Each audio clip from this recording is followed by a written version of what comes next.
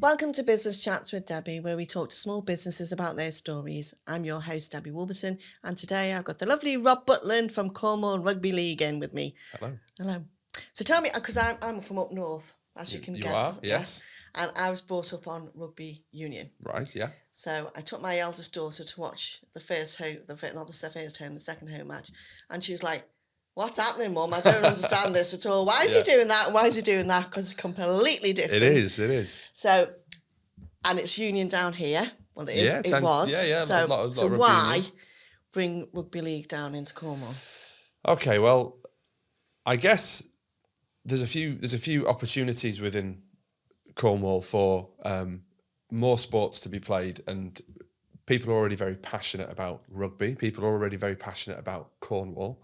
And we get another chance to combine those two things and play in a national competition on a professional level. And we get to play through the summer. So unlike rugby union and football, which are winter sports, we start kind of going into spring and we play right through to the end of the summer. Which, with the weather we've had recently, is not really a great idea. Well, it means the pitch is quite hard, but thankfully I don't have to play. But rugby league's been a summer sport for quite a while now. And basically it gives us a chance to have another Cornish team. We like to think of ourselves as the national team for Cornwall. Cornwall's got a national identity. It's got its own colours, its own flag, and rugby league is very much a club game. It's there's a lot of sports out there that are very, very focused on the international game. Rugby league tends to be more focused at the moment on the club game. And so we kind of get to represent a nation in a club sport. And that's kind of what we like about it. I don't know much about it. Do you know what I mean? My husband's more of a rugby fan. And you would expect, coming from Liverpool, that I'd be a football fan. I ain't a football fan. I'm not really bothered about it. But I did actually enjoy it because it's just from one end to the other. Yeah. One end to the other. And it's such a fast game compared to It really is. It's written into the DNA of the rules that I never watched a game of rugby league that wasn't super competitive. In some sports, you can hear of people kind of playing it safe. They always talk about parking the bus in the penalty box in football, right?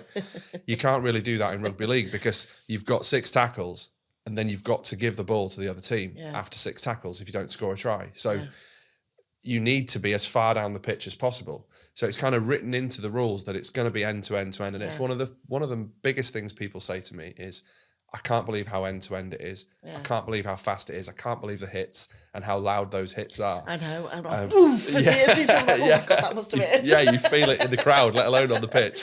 But these are all the things that make it kind of something new and exciting for people to come along and watch and see something that they've never seen before. And like I said, I can count on one hand the amount of people that I've introduced to rugby league over the last 10 years that didn't kind of think it's really exciting. So people are loving it. People are coming along to their games and it's really good. Yeah. I've spoken to a couple of people when I've been at the matches, and some of them are travelling from virtually the border all the way down because they're league and there's no other league club. And we're finding this amazing thing where there's loads and loads of Cornish people that are really getting behind it, that have never watched it before. They're discovering it. They might have watched it on TV quite a lot because it's on Sky Sports every Friday night, and Thursday night. But then we're getting the expats, the people who have.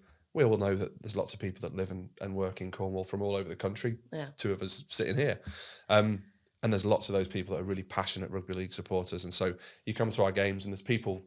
Although it might be Cornwall playing the Midlands, but we've got people with Wigan Warriors t-shirts and Leeds Rhinos t-shirts walking around, and that's just because people who love rugby league.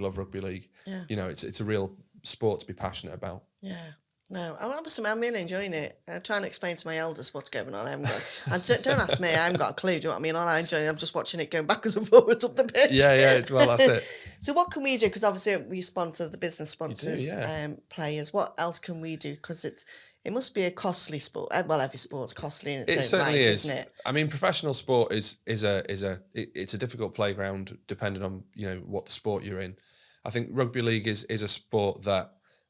Especially when you're starting up from scratch in a professional game, we have a big travel bill. Because you haven't been around very long, have you? No, really? we're only 18 months old. Yeah. We launched in November 2021, so it's only our second season. We're halfway through, and no one's ever done it before. That's the that's kind of a really liberating thing about what we're doing and about my job. And no one's ever done this before. There's no book on how to start rugby league in Cornwall but we've always looked at that as an opportunity rather than a constraint. In terms of what anybody can do, it's just come along and try it.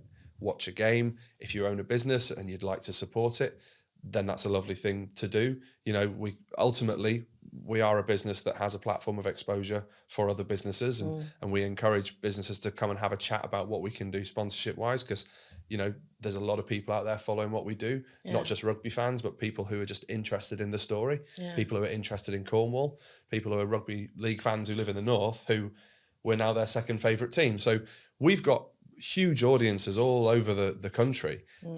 So I'm always keen to tell that story to businesses, really find out what businesses want to do, and I'll see what I can do for them in terms of coming on board and just being a part of it. And that could be coming to match days with your family because you like a day out, and the food's great. And the food's amazing. Yeah, we do pasties and pies and stuff at the games very well. Food is very good. Yes. And you won the best badge as well, didn't I? Saw that on Facebook. We did, yeah. There's a Facebook page that did this kind of round robin for the best badge there's 36 member clubs in the professional leagues, and they pitched us all against each other, and Cornwall won.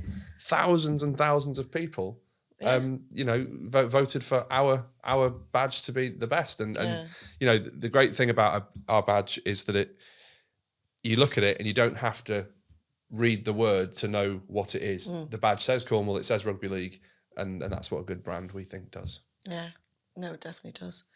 So thank you very so much for coming into us today and chatting about rugby league. I'm a fan now. I wasn't before, but I am now.